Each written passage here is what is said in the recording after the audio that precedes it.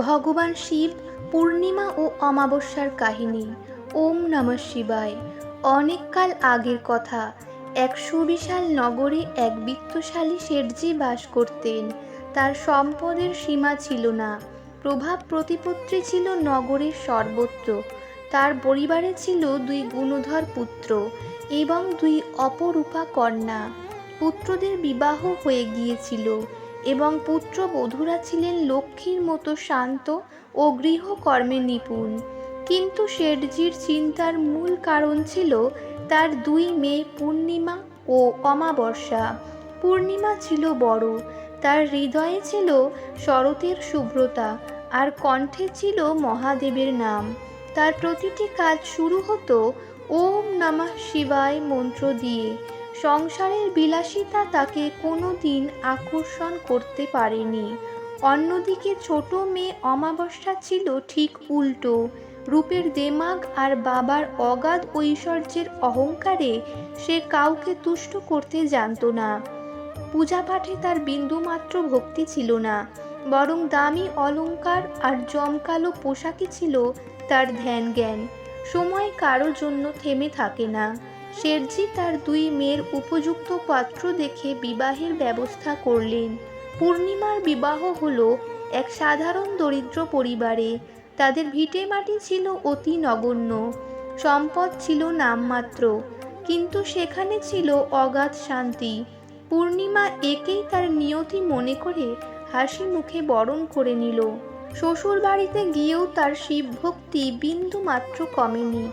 ভাঙা কুটিরে থেকেও সে প্রতিদিন নিয়ম করে শিবলিঙ্গে জল ঢালত এবং না খেয়েও অতিথির সেবা করত। বিপরীত দিকে অমাবস্যার বিবাহ হলো এক বিশাল ধনাঢ্য ব্যবসায়ী পরিবারে। সেখানে সোনাদানা আর মণিমাণিক্যের প্রাচুর্য দেখে অমাবস্যার অহংকার যেন আকাশ ছুঁল। সে ভাবত তার এই ঐশ্বর্যই হলো তার শ্রেষ্ঠত্বের প্রমাণ। সে মনে মনে তার বড় বোন পূর্ণিমাকে ঘৃণা করতে শুরু করলো। পূর্ণিমা যখন উৎসবের দিনে সামান্য সুতির শাড়ি পরে আসতো, অমাবস্যা সবার সামনে তাকে অপমান করে বুঝিয়ে দিত যে তাদের মধ্যে এখন দুস্তর ব্যবধান। একবার অমাবস্যার শ্বশুর বাড়িতে মহাদেবের এক বিশাল কীর্তনের আয়োজন করা হলো। অমাবস্যা নগরের সব প্রভাবশালী আর ধনী ব্যক্তিদের আমন্ত্রণ জানালো, কিন্তু নিজের আপন দিদি পূর্ণিমাকে সে একটি খবরও দিল না। তার মনে ভয় ছিল, পূর্ণিমা যদি তার দরিদ্র বেশে এই ধনীদের আসরে আসে তবে অমাবস্যার সম্মান ধুলোয় মিশিয়ে যাবে। পূর্ণিমার 2 ভাই ও ভাতৃবধূরা কীর্তনে যাচ্ছিলেন। পথে তারা পূর্ণিমার বাড়ির সামনে দাঁড়িয়ে দেখলেন সে বিষণ্ণ মনে বারান্দায় বসে আছে। বড় বৌদি অবাক হয়ে বললেন, পূর্ণিমা, তুই এখনো তৈরি হসনি? আজ তো অমাবস্যার বাড়িতে মহাদেবের বড় উৎসব, আমরা তো তোকে নিতে এলাম। পূর্ণিমা ধরা গলায় বলল, বৌদি, অমাবস্যা তো আমাকে আমন্ত্রণ জানায়নি, না ডাকলে যাওয়া কি উচিত হবে? বড় বৌদি তাকে জড়িয়ে ধরে বললেন, পাগলি মেয়ে, নিজের বোনের বাড়িতে কি নিমন্ত্রণ লাগে? আর এটা তো ভোলানাথের কীর্তন, সেখানে যেতে কার বাধা? চল আমাদের সাথে। বৌদিদের ভালোবাসায় পূর্ণিমা তাদের সাথে যাত্রা করল। অমাবস্যার প্রাসাদে যখন তারা পৌঁছালেন তখন চারদিকে আলোর রোশনাই। অমাবস্যা দামি রেশমি শাড়ি পরে অতিথিদের তদারকি করছিল। হঠাৎ তার নজরে পড়ল পূর্ণিমা অতি সাধারণ পোশাকে এক কোণে দাঁড়িয়ে আছে। অমাবস্যার রাগে গা জ্বলে উঠল। সে সবার সামনে এগিয়ে এসে চিৎকার করে বলল, তোমাকে তো আমি ডাকিনি, কেন এই কাঙালের বেশে আমার প্রাসাদে এসেছ? আমার বন্ধুদের সামনে আমায় লজ্জিত করতে তোমার লজ্জা করল না? পূর্ণিমা কোনো উত্তর দিল না। তার চোখ দিয়ে জল গড়িয়ে পড়ল। সে মাথা নিচু করে প্রাসাদের এক অন্ধকার কোণে বসে মনে মনে মহাদেবকে ডাকতে লাগলো। কীর্তন শেষে অমাবস্যা সবাইকে বহু মূল্যবান উপহার আর সুস্বাদু প্রসাদ দিল, কিন্তু পূর্ণিমার দিকে ফিরেও তাকালো না। এক ফোঁটা প্রসাদও তার কপালে জুটল না। রিক্ত হাতে অপমানে পাথর হয়ে পূর্ণিমা ফিরে এলো নিজের পর্ণকুটিরে। অপমানের পর পূর্ণিমা শিবলিঙ্গের সামনে বসে রাতভর কাঁদল। সে বলল, প্রভু, আমি তো কোনোদিন সম্পদ চাইনি, তবে কেন আমাকে নিজের বোনের কাছেও এভাবে অপমানিত হতে হলো? কিছুদিন পর খবর এলো পূর্ণিমার বড় বৌদি অসুস্থ। সে ঠিক করল কয়েকদিনের জন্য বাপের বাড়িতে গিয়ে বৌদির সেবা করবে। যাত্রাপথে পড়ল এক গভীর অরণ্য। বনের পথ দিয়ে হাঁটার সময় সে হঠাৎ একটি ঝোপের আড়ালে এক অতি প্রাচীন জীর্ণ শিব মন্দির দেখতে পেল। মন্দিরটি লতা পাতায় ঢাকা, ভেতরে ধুলোর আস্তরণ।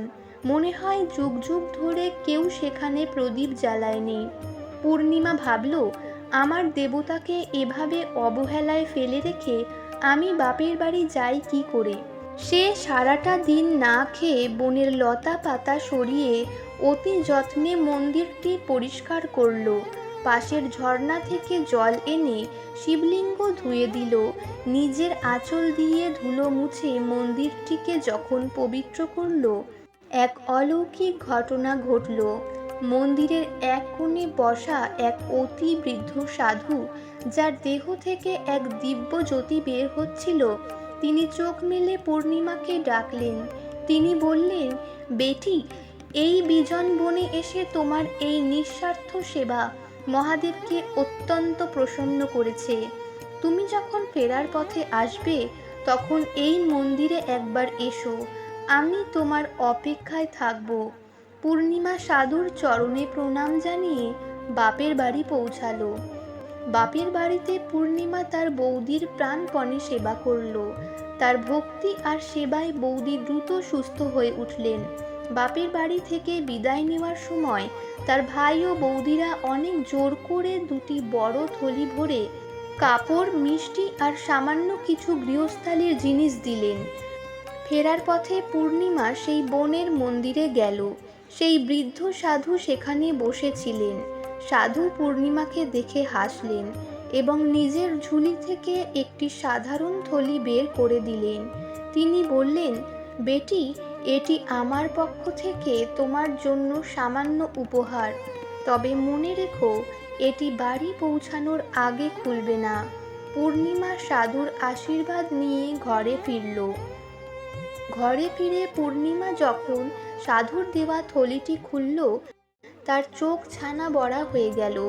সেই থলিটি কোনো সাধারণ থলি ছিল না। এর ভেতর থেকে বেরোতে লাগলো সোনার মোহর, হীরা আর জহরত। শুধু তাই নয়, তার সেই জীর্ণ কুটির মুহূর্তের মধ্যে এক সুন্দর অট্টালিকায় পরিণত হলো। তার স্বামী আর সন্তানদের গায়ে উঠল দামি পোশাক। পূর্ণিমা বুঝতে পারল সেই সাধু আর কেউ নন, স্বয়ং দেবাদিদেব মহাদেব ছিলেন। পূর্ণিমার এই হঠাৎ পরিবর্তনের খবর দাবানলের মতো ছড়িয়ে পড়ল। অমাবস্যা যখন এই খবর শুনল, তার হিংসে বুক ফেটে যেতে লাগলো। সে ভাবল, পূর্ণিমার মতো ভিখারিনী যদি এত সম্পদ পেতে পারে, তবে আমি কেন নয়? সে দ্রুত পূর্ণিমার কাছে গিয়ে সব ঘটনা জানল। অমাবস্যাও ঠিক করল সে সেই বনের মন্দিরে যাবে। সে বিশাল আয়োজন নিয়ে বনে গেল। চাকর বাকর দিয়ে মন্দির পরিষ্কার করালো, দামি উপাচারে পূজা দিল। সেই সাধু অমাবস্যার সামনেও প্রকট হলেন এবং তাকেও একটি থলি দিলেন। অমাবস্যা মনে মনে ভাবল, এবার আমি পূর্ণিমার চেয়েও বেশি ধনী হব। সে লোভের বশবর্তী হয়ে বাড়ি ফেরার আগেই বনের মধ্যে থলিটি খুলে ফেলল। কিন্তু হায়, থলি খুলতেই তার ভেতর থেকে সোনা দানা নয়, বরং বিষাক্ত সাপ আর পোকা মাকড় বেরিয়ে এলো। তার রাজপ্রাসাদে ফিরে দেখল তার সব সম্পদ ভস্মীভূত হয়ে গেছে, তার স্বামীর ব্যবসা চৌপাট হয়ে গেছে। অমাবস্যার অহংকার চূর্ণ বিচূর্ণ হয়ে গেল। পরিশেষে অমাবস্যা নিজের ভুল বুঝতে পেরে পূর্ণিমার পায়ে লুটিয়ে পড়ল। পূর্ণিমা তাকে জড়িয়ে ধরে বলল, বোন, মহাদেব বাইরের জাঁকজমক দেখেন না, তিনি দেখেন মানুষের অন্তরের ভক্তি। পূর্ণিমার উপদেশে অমাবস্যা তার সব অহংকার ত্যাগ করে মহাদেবের আরাধনায় মন দিল। ধীরে ধীরে তার জীবনেও শান্তি ফিরে এলো। মানুষের কর্মই তার পরিচয়। অহংকার বিনাশের কারণ, আর ভক্তিই মুক্তির পথ। মহাদেব কাউকে ফেরার না, কেবল সঠিক সময়ের অপেক্ষা আর অন্তরের শুদ্ধতা প্রয়োজন। এমন আরও পৌরাণিক গল্প পেতে চ্যানেলটি সাবস্ক্রাইব করতে ভুলবেন না। ওম নমঃ শিবায়।